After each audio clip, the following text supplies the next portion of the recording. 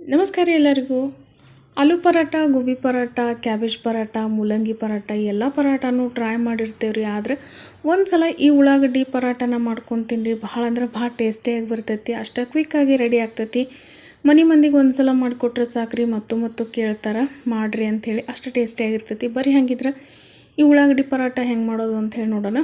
ಮೊದಲಿಗೆ ನಾರ್ಮಲಾಗಿ ನಾವು ಗೋಧಿ ಹಿಟ್ಟು ಹೆಂಗೆ ಕಲಿಸ್ಕೊತೀವಲ್ಲ ರೀ, ಚಪಾತಿ ಅದು ಮಾಡೋಕೆ ಆ ರೀತಿಯಾಗಿ ಕಲಿಸ್ಕೊಳ್ಬೇಕಾಗ್ತೈತಿ. ನಾನಿಲ್ಲಿ 1 ಕಪ್ ಆಗೋಷ್ಟು ಗೋಧಿ ಹಿಟ್ಟು ತೊಗೊಂಡ್ರಿ.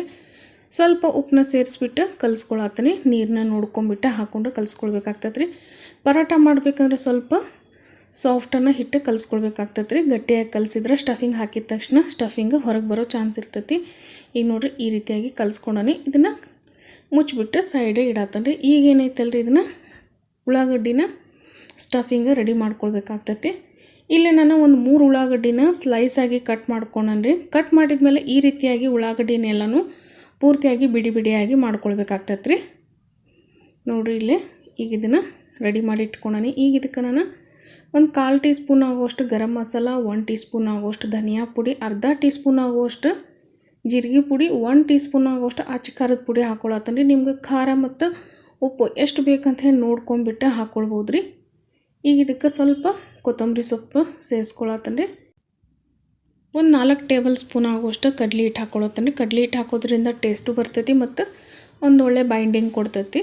ಈಗ ಇದಕ್ಕೆ ಒಂದು ಅರ್ಧ ಟೀ ಸ್ಪೂನ್ ಆಗುವಷ್ಟು ಅಜ್ವಾಯಿನ ಸ್ವಲ್ಪ ಕೈ ಒಳಗೆ ತಿಕ್ಬಿಟ್ಟು ಹಾಕ್ಕೊಳತ್ತಂದ್ರೆ. ಒಂದು ಅರ್ಧ ಟೀ ಸ್ಪೂನ್ ಆಗುವಷ್ಟು ಕಸ್ತೂರಿ ಮೆಥಿ, ರುಚಿಗೆ ತಕ್ಕಷ್ಟು ಉಪ್ಪು ಹಾಕ್ಕೊಳತ್ತಂದ್ರೆ. ಈಗ ನೋಡಿರಿ ಇದನ್ನೆಲ್ಲನೂ ಚಲೋ ತಂಗ ಮಿಕ್ಸ್ ಮಾಡ್ಕೊಳ್ಬೇಕಾಗ್ತೈತೆ ರೀ. ಉಪ್ಪು ನೀವು ಯಾವಾಗ ಹಾಕ್ಕೋಬೇಕಂದ್ರೆ ನಾವು ಇನ್ನೇನು ಲಟ್ಟಿಸ್ಕೊಳ್ತೇವಲ್ಲ ರೀ, ಆ ಟೈಮ್ ಒಳಗನ ಉಪ್ಪು ಹಾಕ್ಕೊಳ್ಬೇಕಾಗ್ತೈತಿ. ಜಾಸ್ತಿ ಹೊತ್ತು ಇದನ್ನ ಕಲಸಿಟ್ರೆ ನೀರು ಬಿಡೋ ಚಾನ್ಸ್ ಇರ್ತೈತಿ ಅಷ್ಟೇ ರೀ. ಈಗ ನೋಡಿರಿ ಇದು ಪೂರ್ತಿಯಾಗಿ ಸ್ಟಫಿಂಗ್ ರೆಡಿ ಆಗೈತಿ. ಈಗ ನೋಡಿರಿ ಇದು ಕನಕನೂ ಕಲಸಿ ಇಟ್ಟೈತಿ. ಇದನ್ನೇನು ಜಾಸ್ತಿ ಹೊತ್ತು ನೆನೆಸೋ ಅವಶ್ಯಕತೆ ಇಲ್ಲ ರೀ. ಜಸ್ಟ್ ನಾವು ಸ್ಟಫಿಂಗ್ ಮಾಡೋವರೆಗೆ ನೆನೆದ್ರೆ ಸಾಕ್ರಿ. ಈಗ ಇದನ್ನು ಮತ್ತೊಂದು ಸಲ ಚೆಂದಂಗೆ ಕಲಿಸ್ಬಿಟ್ಟು ಚಪಾತಿಗೆಲ್ಲ ಯಾವ ರೀತಿ ಉಳ್ಳಿ ತೊಗೋತೇವಲ್ಲ ರೀ, ಅದೇ ರೀತಿ ಉಳ್ಳಿ ತೊಗೊಳ್ಬೇಕಾಗ್ತೈತಿ. ಇಲ್ಲೇ ನಾವು ನಾರ್ಮಲ್ ಪರಾಟ ಮಾಡ್ತೇವಲ್ಲ ರೀ, ಆ ಸೈಜಿಗೇನು ತೊಗೊಳ್ಬೇಕಂತಿಲ್ಲ ರೀ. ನಾರ್ಮಲಾಗಿ ಚಪಾತಿಗೆ ತೊಗೊತೇವಲ್ಲ ರೀ, ಅಷ್ಟು ತೊಗೊಂಡ್ರೆ ಸಾಕು. ಈಗ ಇದಕ್ಕೆ ಸ್ವಲ್ಪ ಹಿಟ್ಟು ಹಚ್ಚಿಬಿಟ್ಟು ಲಟ್ಟಿಸ್ಕೊಳತ್ತೇನೆ ರೀ. ಚಪಾತಿನ ಲಟ್ಟಿಸ್ತೇವಲ್ಲ ರೀ, ಅದೇ ರೀತಿ ಲಟ್ಟಿಸ್ಕೊಂಡು ರೆಡಿ ಮಾಡ್ಕೊಳ್ಬೇಕಾಗ್ತೈತಿ. ನಾನು ಇಲ್ಲೇ 2 ಚಪಾತಿ ಲಟ್ಟಿಸ್ಕೊಂಡು ರೆಡಿ ಮಾಡತ್ತೇನೆ ರೀ. ಯಾಕಂದರೆ ಸ್ವಲ್ಪ ನಾನು ಇಲ್ಲೇ ಪರಾಟನ ಲೇಯರಾಗಿ ಮಾಡ್ಕೊಳತ್ತೇನೆ ರೀ. ನೀವು ಇದನ್ನು ಬೇಕಿದ್ರೆ ಸ್ಟಫ್ ಕೂಡ ಮಾಡಿ ಮಾಡ್ಕೊಳ್ಬೋದು ರೀ. ಅಂದರೆ ನಾವು ಆಲೂ ಪರಾಟ ಅಥವಾ ಹೂರ್ಣ ಹೆಂಗೆ ತುಂಬ್ತೇವಲ್ಲ ರೀ, ಆ ರೀತಿನೂ ಮಾಡ್ಕೊಂಡು ನೀವು ಮಾಡ್ಕೊಳ್ಬೋದು. ನಾನಿಲ್ಲೇ ಸ್ವಲ್ಪ ಲೇಯರಾಗಿ ಮಾಡ್ಕೊಳತ್ತೀನಿ.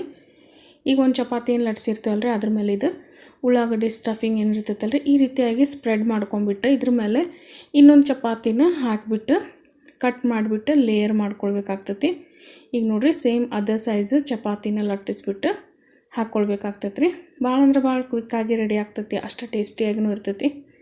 ಈಗ ನೋಡಿರಿ ಇದನ್ನೆಲ್ಲನೂ ಸೈಡೆಲ್ಲನೂ ಪ್ರೆಸ್ ಮಾಡಿಬಿಟ್ಟು ಚೆಂದಂಗೆ ಒಂದು ಕಟರ್ ಅಥವಾ ಒಂದು ಚಾಕು ತೊಗೊಂಡು ಈ ರೀತಿಯಾಗಿ ಕಟ್ ಮಾಡ್ಕೊಳ್ಬೇಕಾಗ್ತೈತೆ ರೀ.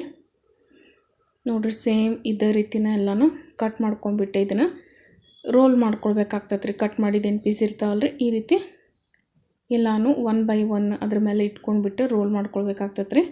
ಒಂದು ಸಲ ಮಾಡಿ ನೋಡಿರಿ, ಇದು ಮಕ್ಕಳಿಗೂ ಬೇರೆ ಟೈಪ್ ಅನಿಸ್ತತಿ, ಅವ್ರೂ ಭಾಳ ಇಷ್ಟಪಟ್ಟು ತಿಂತಾರೆ ರೀ. ಇದೇ ರೀತಿಯಾಗಿ ಸೇಮ್ ಎಲ್ಲನೂ ನಾನು ರೋಲ್ ಮಾಡಿಕೊಂಡು ರೆಡಿ ಮಾಡ್ಕೊಂಡ್ರಿ. ಈಗ ಇದಕ್ಕೆ ಸ್ವಲ್ಪ ಒಣ ಹಿಟ್ಟನ್ನ ಹಚ್ಚಿಬಿಟ್ಟು ಲಟ್ಟಿಸ್ಕೊಳ್ಬೇಕಾಗ್ತೈತೆ ರೀ. ಲಟ್ಸೋಕ್ಕಿಂತ ಮುಂಚೆ ಸ್ವಲ್ಪ ಈ ರೀತಿ ಲೈಟಾಗಿ ಪ್ರೆಸ್ ಮಾಡಿಕೊಡ್ರಿ. ಲಟ್ಸ್ಕೊಳ್ಳೋಕೆ ಈಸಿ ಆಗ್ತೈತಿ. ಜಾಸ್ತಿನೂ ಹಿಟ್ಟು ಹಚ್ಚೋಕೆ ಹೋಗ್ಬಿಡ್ರಿ. ಅವಶ್ಯಕತೆ ಇದ್ರೆ ಸ್ವಲ್ಪ ಹಚ್ಕೊಳ್ಬೇಕಾಗ್ತೈತಿ. ಕೆಳಗೆ ಮತ್ತು ಮೇಲೆ ಹಿಟ್ಟು ಹಚ್ಚಿದ್ಮೇಲೆ ಸ್ವಲ್ಪ ಮೇಲ್ಗಡೆ ಕೊತ್ತಂಬರಿ ಮತ್ತು ಸ್ವಲ್ಪ ಕಲ್ಲೊಂಜಿ ಹಾಕ್ಕೊಳತ್ತಂದ್ರೆ. ಕಲ್ಲೊಂಜಿ ಸಿಕ್ಕರೆ ಹಾಕ್ಕೊಡ್ರಿ, ಇಲ್ಲಾಂದ್ರೆ ಆಪ್ಷನಲ್. ಈಗ ನೋಡಿ ಇದನ್ನು ಲೈಟಾಗಿ ಲಟ್ಟಿಸ್ಕೊಳ್ಬೇಕಾಗ್ತೈತಿ. ಜಾಸ್ತಿ ಪ್ರೆಸ್ ಮಾಡಬೇಡ್ರಿ. ಈಗ ನೋಡಿರಿ ಇದನ್ನು ಲೈಟಾಗಿ ನಾನು ಪ್ರೆಸ್ ಮಾಡ್ಕೊಂಡನಿ. ಜಾಸ್ತಿ ಏನು ದೊಡ್ಡ ಮಾಡತ್ತಿಲ್ಲ ರೀ, ನಾನು ಸ್ವಲ್ಪ ಪೂರಿ ಸೈಜ್ಗೆ ಮಾಡ್ಕೊಳತ್ತೀನಿ. ಈಗ ನೋಡಿರಿ ಈ ರೀತಿ ಆಗಿದೆ, ಲಟ್ಸಿ ರೆಡಿ ಮಾಡ್ಕೊಂಡ್ರಿ. ಈಗ ಈ ಕಡೆ ತವಾನು ಬಿಸಿ ಆಗೈತಿ. 2 ಸೈಡ್ ಚೆಂದಂಗೆ ಮೀಡಿಯಮ್ ಫ್ಲೇಮ್ ಒಳಗೆ ಬೇಯಿಸ್ಕೊಳ್ಬೇಕಾಗ್ತೈತೆ ರೀ. ಇದನ್ನು ನೀವು ಹಂಗನೂ ತಿನ್ಬೋದು, ಇಲ್ಲ ಮೊಸರು ಜೊತೆ, ಉಪ್ಪಿನಕಾಯಿ ಜೊತೆ, ಇಲ್ಲ ತುಪ್ಪ ಅಥವಾ ಬೆಣ್ಣೆ ಜೊತೆ ತಿನ್ನೋಕೆ ಸೂಪರಾಗಿರ್ತೈತೆ ರೀ. ಯಾರೆಲ್ಲ ಚಾನಲ್ನ ಹೊಸದಾಗಿ ನೋಡತ್ತೀರಿ ದಯವಿಟ್ಟು ಚಾನಲ್ನ ಸಬ್ಸ್ಕ್ರೈಬ್ ಮಾಡ್ಕೊಂಡು ನೋಡಿರಿ. ವಿಡಿಯೋ ಇಷ್ಟ ಆಯ್ತು ಅಂದ್ರೆ ಒಂದು ಲೈಕ್ ಕೊಟ್ಟು ಸಪೋರ್ಟ್ ಮಾಡಿರಿ.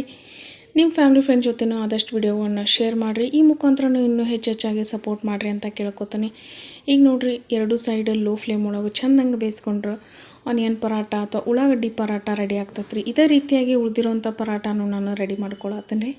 ನೀವು ಕೂಡ ಈ ವಿಧಾನದೊಳಗೆ ಒಂದು ಸಲ ಈ ಉಳ್ಳಾಗಡ್ಡಿ ಪರಾಟನ ಮಾಡ್ಕೊಂಡು ತಿಂತೀರಿ ಅಂತ ತಿಳ್ಕೊತೀನಿ. ಈ ವಿಡಿಯೋ ಇಷ್ಟ ಆಗಿದ್ರೆ ಒಂದು ಲೈಕ್ ಕೊಡಿರಿ, ಮತ್ತು ಸಿಗ್ತೀನಿ ಅಂತ ನೆಕ್ಸ್ಟ್ ವಿಡಿಯೋ ಒಳಗೆ. ಅಲ್ಲಿವರೆಗೆ ಎಲ್ಲರಿಗೂ thank you so much for watching.